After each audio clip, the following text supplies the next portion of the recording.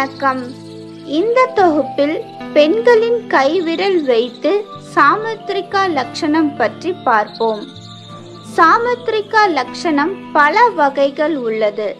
இது எதை பற்றி கூறுகிறது என்றால், ஒரு மனிதனின் உடல் அமைப்புகளை வைத்து அது அவனுக்கு நன்மையா தீமையா அதிர்ஷ்டம் உள்ளதாக இருக்குமா என்பதை பற்றி கூறுவதே சாமுத்திரிகா லட்சணம் ஆகும்.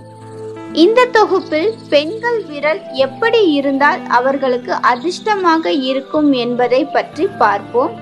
இந்த தகவல் போகர், தேரையர், அகத்தியர் நூலிலிருந்து சேகரிக்கப்பட்டது. பெண்ணின் கைவிரல்கள் கூர்மையாக இருந்தால் அவள் ஓவியம், நாட்டியம், இசை போன்ற கலைகளில் ஏதேனும் ஒன்றில் சிறப்பாக தேர்ச்சி பெற்றவளாக இருப்பாள். பெண்களின் விரல் பார்த்தவுடன் தாமரை மொட்டு போல் இருந்தால் அந்த பெண் புத்திசாலியாகவும் நற்குணம் படைத்தவளாகவும் இருப்பாள். அவளுக்கு நல்ல நற்குணம் படைத்த வாழ்க்கை துணைவரும் அமைவர். விரல்களில் இருக்கும் நகக்கண்கள் சிறிதாக இருந்தால் அவளிடம் எப்பொழுதுமே செல்வம் சேர்ந்து கொண்டே இருக்கும்.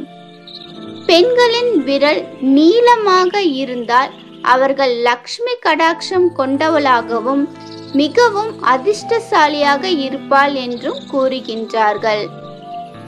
நன்றி.